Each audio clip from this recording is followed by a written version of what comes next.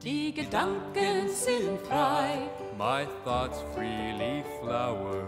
Die Gedanken sind frei. The purpose of Freethought Forum is to be vigilant to the encroachment of religion into government and to educate the general public as to what a freethinker is. No person can deny. Die Gedanken sind frei. No person can deny. Die Gedanken sind frei. Hello, my name is Hugh Henry. I'm your host for Freethought Forum. This program is a program of the Freethinkers Association of Central Texas. I have as my guest today Dr. Stephen Boyd of UTSA. He tells me he is a long-standing tenured professor and that he keeps his pants on in class, and for that reason they can't throw him out. His particular area of interest is and always has been constitutional law. And we're going to talk about religion and the founders of the Constitution and how separation of church and state has changed over the years in the attitude of our government towards it. Dr. Boyd. That's sometimes how I introduce myself. Well, that's what you told me outside. That's true. And hopefully they can't prove me wrong and therefore get rid of me yet. So let's talk about it. Okay. I'm a constitutional historian, and I think I'm a good social scientist, which says that I don't start with an answer and look for data that will support my preconceived ideas. I look at what the data tell me and say, okay, that's where I think how we can understand these things at this point in time. I beat that point over the head all the time to my students that you have a hypothesis, you have an idea, you have a question you want to look at. What did the framers think about religion? What did these things mean in the Constitution when they wrote it or whatever else? But you've got to be driven by data. Yes. And that's a rather unusual innovation or idea for people who are sometimes engaged in media in one fashion or another, as I would see it. Well, my own degree, just a bachelor's degree, Right. is in political science. And political science was rescued from being completely irrelevant by Levi Strauss, a sociologist, who went out and got interested in politics and how it worked and said, okay, how does this really work? At a time when political scientists were all constitutional engineers and trying to build better and better constitutions. The best one ever made, I think, was the fourth constitution of Joseph Stalin. And when they saw what Strauss did and they saw all the work that they had done, they pretty much concluded that they had been irrelevant for much too long. They needed to look at the data. In the United States, you've actually had, although they're all quite obscure, with the possible exception of the Confederate States Constitution, you've had several points over the years where someone has said, we need a new constitution for this nation. Yes. And I don't like any of the proposals that have come along. Whatever we think of the current one, it's a lot better than anything that's been proposed. Well, we had an earlier program, which I intend to show again, by Carol Carpenter, interviewed her. This poor woman got caught up when she found out about Christian Reconstructionism and their interests in what they would like to do with the Constitution. And it's very, very scary stuff. Well, one of the points I make to some of my students, and it rattles their cage. That's my job. Part of my job, at least, is to rattle my students' cages, to get them to have to rethink these things they accept as givens. Well, I consider my job on this shirt rattling their cages. So I say to them, look, this current criticism about how the nation has become increasingly secular in terms of government has it backward. If you look at what the framers wrote, what they did in 1787 in the Constitution, if you look at practice from, say, the Constitution to the Civil War, most of the criticism of the Constitution comes from people who say it's insufficiently religious. It's too secular. So the argument is just the opposite from what we hear today, that we've been increasingly secularized over time. I would argue, and people have said at the time, if you look at the historical data, they said, look, this Constitution is woefully inadequate. It doesn't do nearly enough for religion. It's too separate. And I always ask that famous trick question about where is God in the Constitution? And there's not a lot, they do date it by the Christian calendar. Yep. They do mention that the president has so many days to veto a bill, Sunday's accepted. And that does say something about the culture of the society, but it says nothing about what they're trying to constitutionalize. Well, I know the preamble of the Constitution, which begins, "We the people." That's right. You have to look at it a little bit more closely. For example, any previous document of this nature, they would have started out, "We King George III." Not only that, but it would have said, "We King George III, by the grace of God, King of England." Something like that, absolutely. And then gone right on, "Do establish and ordain." Yes. Right there. Yes. And in fact, if you read the Confederate States Constitution, what I always like to point out is that the Confederate States Constitution does exactly that. It gets God in the preamble along with slavery. Okay, how does it do that? In the preamble, I can't quote you because I don't remember it. It actually invokes, in the same way that in the British documents you invoke the king acting under the So it's something like, by the grace of God, we the people by the grace of God yes, do establish this. We the people of the Confederate States of America, acting under the divine guidance of God or something like that, do hereby declare this Constitution, and then immediately they get into slavery. Now, lots of Southerners want to say, no, the war wasn't about slavery. Well, there's good words for that, but we don't use them on TV very often, or at least I don't. Yeah, I'd rather you didn't. But if you look at the Constitution, and if you look at the Bill of Rights, the mistake I think people make in the 21st century is they say, well, look, these men were all Christians, they all believed in God, they all went to church, et cetera, et cetera, et cetera. Well, number one, that's a bit overstated. Washington, for example, the entire time that he was president, declined explicit invitations to join the Episcopal Church, which he did attend, because in fact he thought joining the church would be an undue interference in terms of allowing government and the church to become too interrelated by his membership in that church, which he did attend. So he didn't ever take communion, for example. But certainly many of the members of the convention, many of the people that write the Constitution, frame it, or whatever else, are Christians. They believe in church. They go to church occasionally, although the reason they don't go to church probably has as much to do with geography as anything else. If you've got to walk 5 miles on a Sunday to get to church, you're less likely to go as often as you might go if you can drive your car in the 21st century. Might. But when you look at the Constitution and the amendments, it's not what they believed out there as a matter of culture, it's what were they trying to constitutionalize. And my reading of the framers says they were trying to create a constitutional system that at the federal level would have very little religion in any way, shape, or form touching this new federal government. Now here's a question I'd like to ask, and that is, does the federal Constitution and its separation of church and state require the states' constitutions to also have a separation of church and state? No. I didn't think so. When the Constitution is framed, the general pattern of development in the states had been toward disestablishment of religion, Virginia being the best example. But in fact, the last state to disestablish a church was Connecticut in 1830. Mm-hmm. And in 1789, when the Constitution was adopted and implemented, probably 3 or 4 states at least still have an established church or churches. Many states had moved to a model of a multiple church establishment.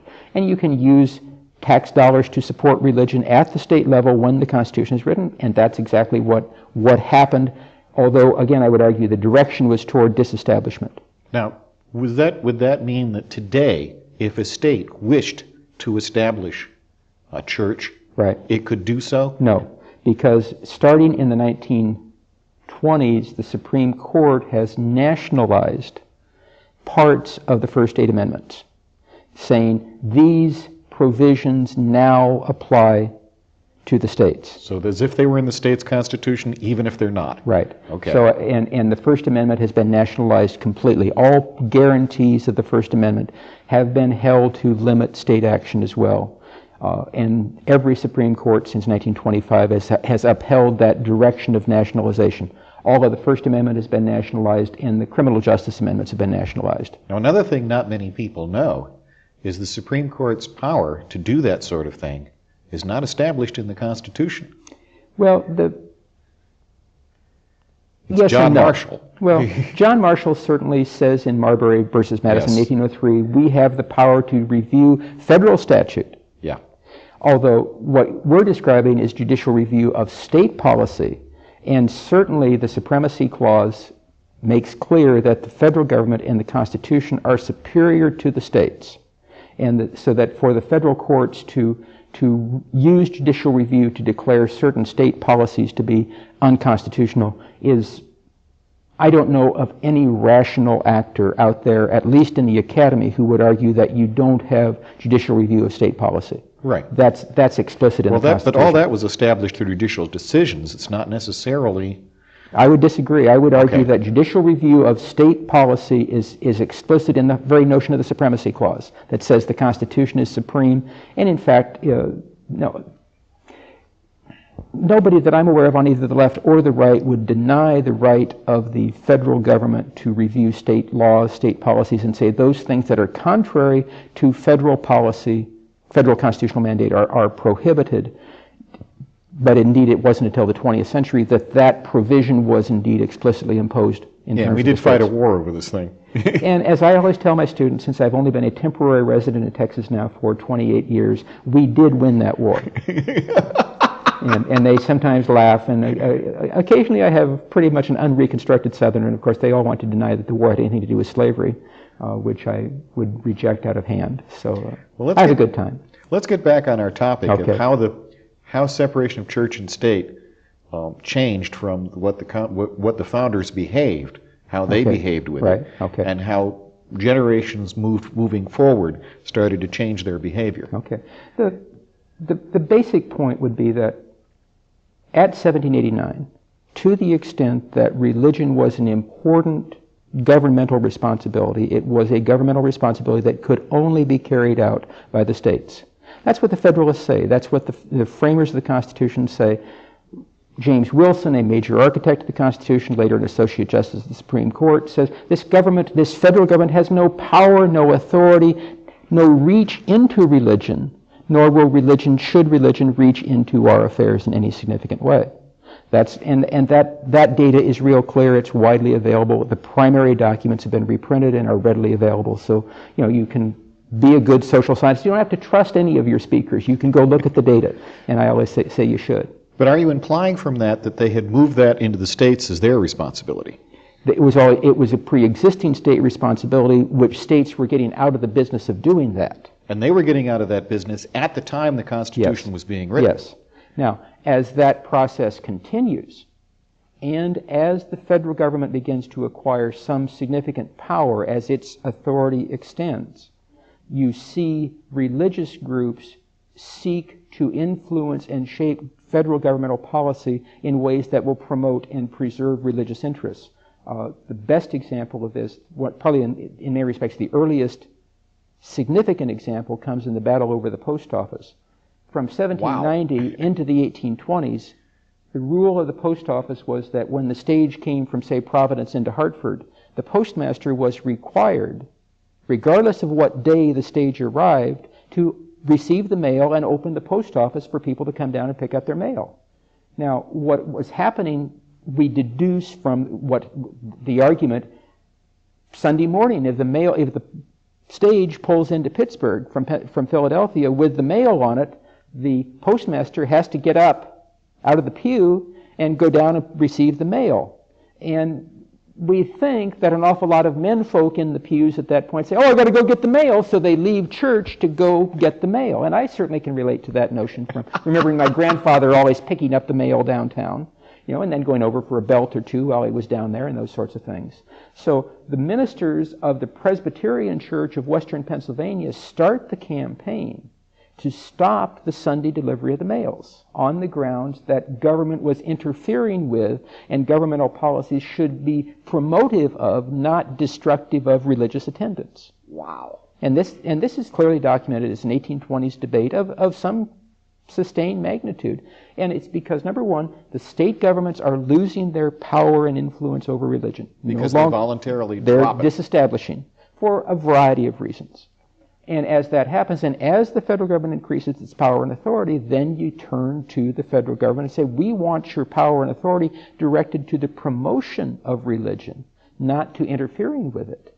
There's also a wonderful pamphlet that illustrates my point. A minister in Philadelphia publishes about 1806 or 1807 a pamphlet called The Sons of Oil, and I'm not a very good biblical scholar, but this is rooted in some Old Testament story. And basically his whole point is that the federal government is absolutely worthless. It should be destroyed and replaced completely because it doesn't promote religion. It has separated church and state, and by golly, that's wrong. Well, and if we're living in the New Jerusalem, which many people believe, and he's certainly one of those. And if America was going to be the salvation of the world, which many people believed, right, and we were the chosen of God because we were American, which many people believed, right? Yeah, well, that argument goes. I have some good students at UTSA, and every once in a while, when I make this presentation, my students will say, "Well, what about chaplains?" And I'll say, "Now that's a good point, because if you look at the Congress of the United States, in 1789, the House and the Senate both have a chaplain. He is employed by a local parish. He is a full-time minister serving a local congregation who works part-time for the Congress to provide personal counsel to members of Congress who are away from their homes for 6 months or 8 months or a year at a time in a city they don't know, and may seek some guidance or assistance from this local minister. But it's not the way it is now. The last time I was in Washington, at least, on Sunday morning, you can go into the Capitol building and the chaplain will be providing Sunday morning ecumenical services. And he is a full-time minister now to the Congress, and maybe they need that. I could make that argument. But, it's a quantum change from what a chaplain was in 1789, a part-timer with a full parish church of his own, providing some personal services to individual members of Congress, to the year 2003, Sunday morning sermons and whole services in the halls of Congress, more, however, for tourists. There didn't seem to be many congressmen there when I was there. And so the names are the same, but the whole role has changed significantly. Now, the real shift, I think, after the post office debate, which continues for a good 20 years, I think you really see it show up at the Civil War. Yeah. Where both sides are invoking God on their side. There is a proposal in 1861 to amend the United States Constitution to put God into the preamble in the way that the Confederates had, so we would be fighting on equal terms. Some of you, your audience would know that it's in 1864 that we, for the first time, put God on any of the coinage of the United States. Lincoln, by 1863-64, is in fact issuing proclamations calling upon the citizenry of the North to repair to their churches and pray for the future of the Republic in ways that are far more legalistic and far more demanding upon the citizenry. You are compelled by your federal government, and if you're a government employee, in fact, you can go on federal government time to church and pray for the Republic. When Washington issued those kinds of proclamations, he said, he would have a day of prayer or Thanksgiving, but it would never be the same kind of mandatory language. It was much more, on your own time, please go to church and pray for us, because that reflected the cultural character of the society and the separation from what government can suggest you do on your own time and what government says you should do by the 1860s. Now, there was a biography of Lincoln that came out about 10 years ago, I think, okay, very roughly, which talked about his Christianity, which talked about his sense of fatalism, among other things, his idea that, as he explained to some abolitionists why he had not abolished slavery, is he said, I do not move events, events move me, right, and that he was simply a pawn of God, and also the idea of expiation, where he thought that God would demand of America as much blood to be shed as was shed from the backs of slaves, and he wasn't too sure we had a supply. I don't remember that part of it. I certainly, the part of what I see in the Civil War, because of some research I'm doing currently, is certainly there's a lot of what I call, and I mean this non-pejoratively, God talk. Yeah. In the propaganda campaign in the North and the South, God is on our side, God will protect you, God will look over you, and all of this stuff. Well, there's the Battle Hymn of the Republic, which I brought into on this program. Right. Lincoln, I'm reasonably certain, was a cultural Christian. How much of a church-going person he was, I don't recall. Yeah. I mean, my memory is a very frail reed these days. My guess is not much. Certainly, I think many of us would easily say that, if Lincoln had had to pass the kind of test that our candidates for the presidency have to pass today, he'd have never made it. No. Because he's a very complex and very deep, but he had experienced depression. But you have many people today and through history who are deeply religious, Sure. who believe in God and don't want to have anything to do with anything that resembles a church because they've got no respect for them or the priests or the ministers. Well, and all I would argue about the way our system was written was in large measure that the government's reach would not reach into the churches. That the framers of the Constitution wanted to keep those two things very much apart, largely because of their reading of history. All right. What is the origin of this thing? Why do you think this stuff got in there? Why did they want to insist on that? Now, I know Article 6, where it says that there will be no religious test for office, Right. probably came from the English forbidding of Catholics to hold office. Right. So they knew that part. But what about the rest, the separation of church and state? Why did they want to do this? What was their reason? In general terms, well, it would seem to me that one time I actually I tried to identify the religious views of every member of the Constitutional Convention. And there's 39 men that signed the document. There's 55, I think, that attend to some degree. And as nearly as I could, as I recall it, I had something well over 20 or 25 different religious denominations, broadly understood, represented in the Constitutional Convention. Mm-hmm. And unlike some European countries where you'd had a central power for a long time that could seek to impose a uniform religion upon the nation, the United States is such a diverse population in terms of religious beliefs. Lots of the denominations that we know today, Methodists are here, Baptists are here, Congregationalists are here, Unitarians are here. Quakers are here. Quakers are here. Very few states by 1789 have the homogeneity still that could allow them to say, well, we still want only a single religious establishment. The states that still have established religions in 89 generally have multiple church establishments saying you can be a member of the Baptists or the Methodists or the Lutherans or Episcopalians or et cetera, et cetera, et cetera. So you try to accommodate that diversity by a multiple church establishment.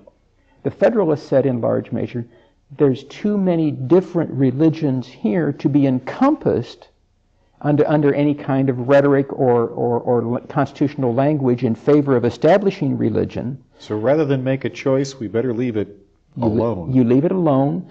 And I would argue that their reading of history says that when governments try to define truth in matters of religion, that it leads to far more bloodshed than it does good for either the country or the religion affected. And even in the states, lots of the states have language in their constitutions that are written in, say, in 1776 that says you must be a Trinitarian in order to hold public office. Well, that's the language of the documents. But the reality of change out there in the states after 89 seems to me to promote the idea that, well, that's an ideal, but we don't really necessarily buy into that ideal any longer. And I have a very specific example of what I'm getting at here. The state of North Carolina, its state constitution says you must be a Trinitarian to hold public office. Yeah, Father, Son, and Holy Ghost. Right, which in large measure probably means they don't want Jews because the world's religions are not well represented in the United States in 1790. Right. Okay? In 1812, I found the debates in a newspaper one year when I'm doing some other research, and here's a debate. A Mr. Smith, whom they describe as a Hebrew, which I think has to mean Jewish, has been elected to the state legislature. Yes. They spend a day debating whether he can take his seat or not because the language of the Constitution says no non-Trinitarians. And he isn't. And he isn't. They debate a day and they say, look, if the people want the man, they must have known he was a Hebrew when they elected him, and therefore he sits. He's allowed in the legislature. So they went right past their Constitution? They went right past their own Constitution to say, we're going to allow the will of the people here to prevail rather than this, by 1812 when this happened, somewhat archaic notion that you've got to be a Trinitarian. It's simply not going to work any longer.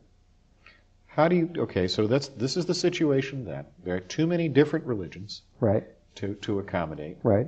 And the states are disestablishing their churches.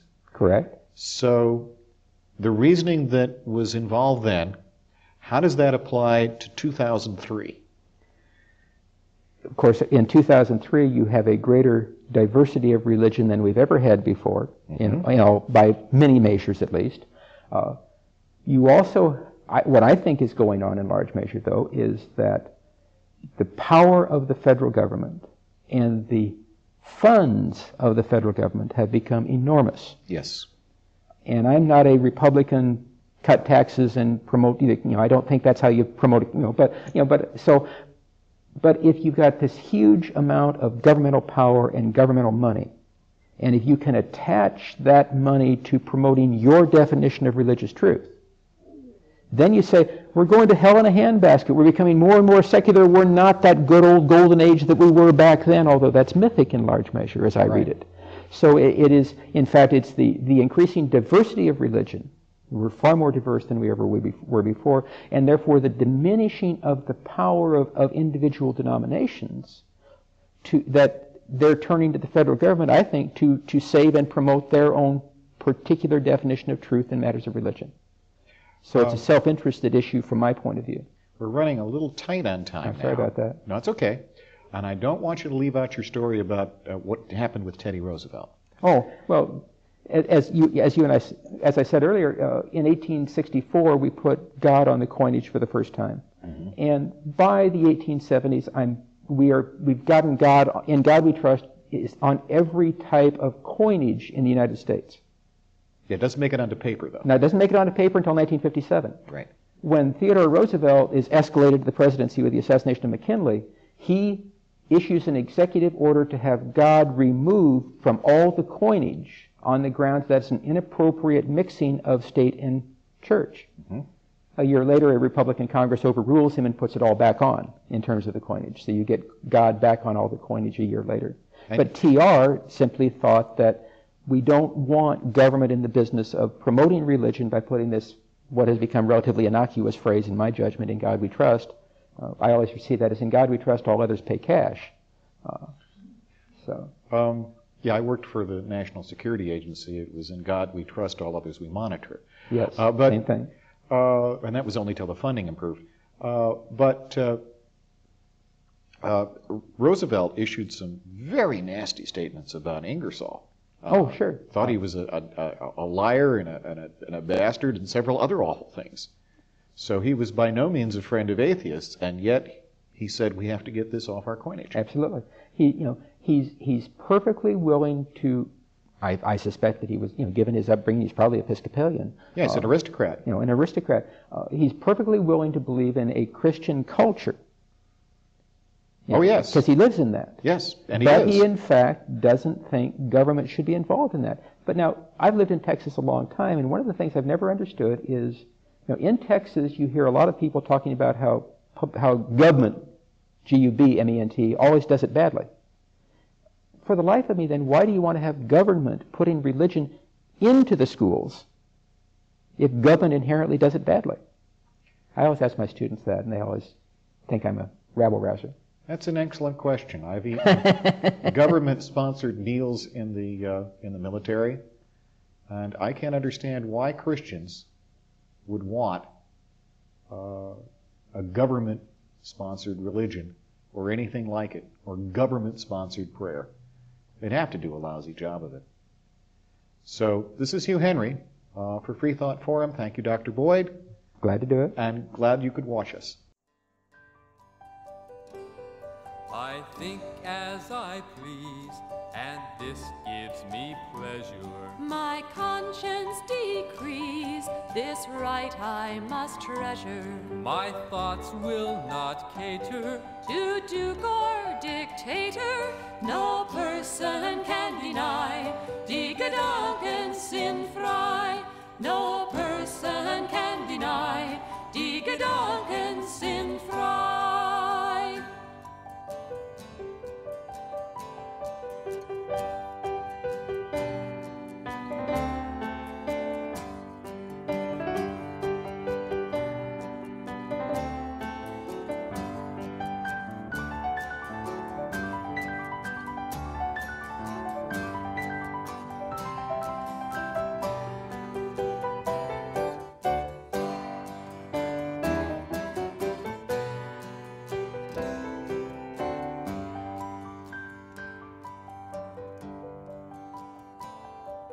And should tyrants take me and throw me in